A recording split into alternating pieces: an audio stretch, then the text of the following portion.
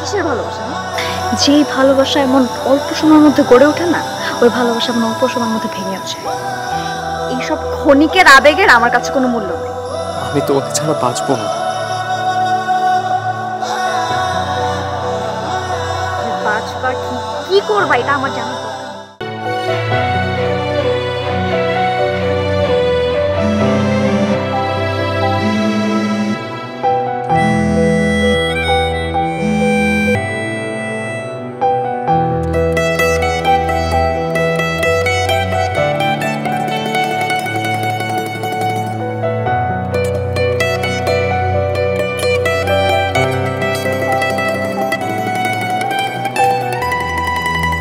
কি সমস্যা তোমার?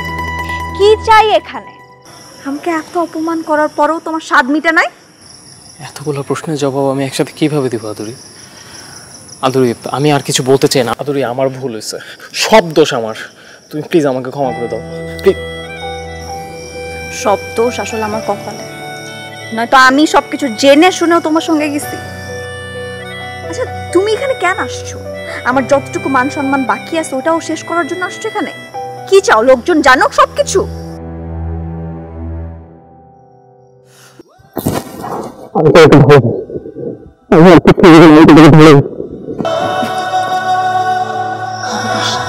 কিসের ভালোবাসা?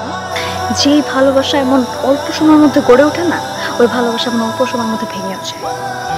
এইসব ক্ষণিকের আবেগের আমার কাছে কোনো মূল্য নেই। আমি তোমাকে ছাড়া বাঁচবো না।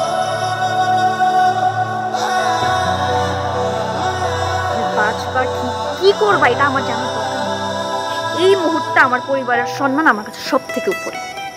আমি সেটার উপরে যে তোমাকে এত কিছু দেখতে পারবো না। দেখো, তুমি আমার জন্য দোয়া করো, আমি তোমার জন্য দোয়া করি তুমি ভালো থাকো। আর আমি আসলেই যাকে মানে আমার যোগ্য মনে করি তার সাথে যেন আমার বিয়ে হয়, এটা তুমি আমার জন্য দোয়া করো, ঠিক আছে? আদুরি, আমার কথা শোনো।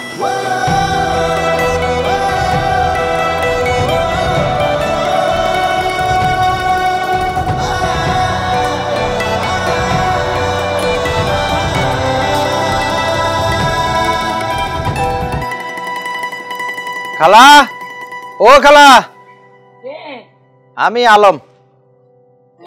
আসসালামু আলাইকুম। ওয়ালাইকুম আসসালাম। কি ব্যাপার? আসছি তো আপনার একটা জিনিস দেখাইতে। কি জিনিস দাও? এই যে দেখেন তো, আপনার আদুরি রাত বিরাতে অন্য ছেলের সাথে কিভাবে কথা বলতেছে দেখেন। এগুলো তো সমাজের জন্য একটা মান ইজ্জতের ব্যাপার স্যাপার। আচ্ছা ঠিক আছে আপা, আসসালামু আলাইকুম।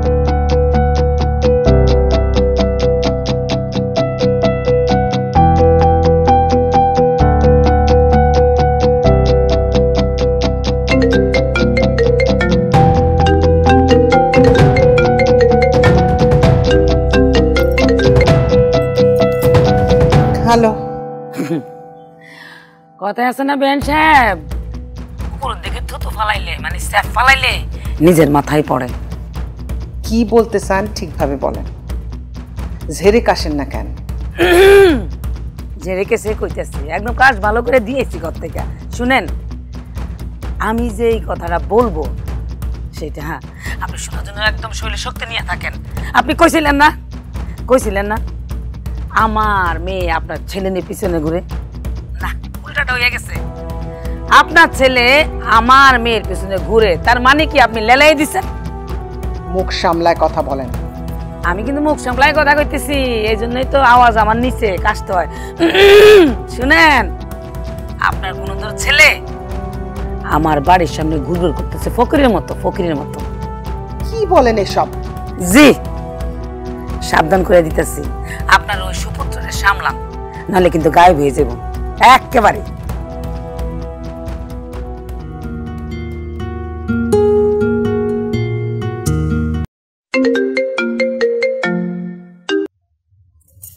হ্যালো। আসসালামু আলাইকুম বেন সাহেব। ওয়ালাইকুম আসসালাম। আপনার ফোন দিচ্ছি একটা জরুরি ব্যাপারে। আপনার তো আগে থেকে বলি নাই, আমার মেয়ে আদুরি বিয়ে ঠিক হয়ে গেছে। আজ রাতে গায়ে হলো।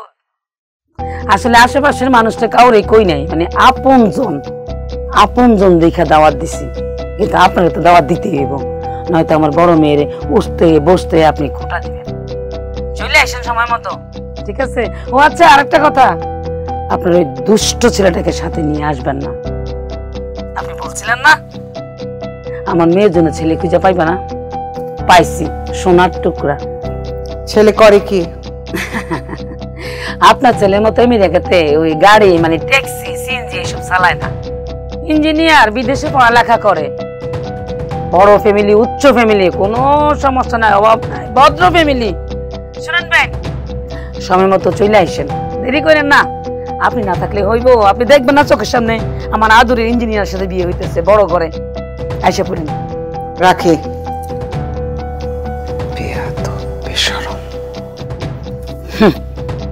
টাকার গরম দেয়, এইবার বুঝবা ঠেলা।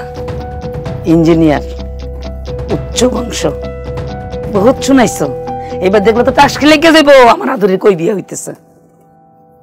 ফালতু মহিলা।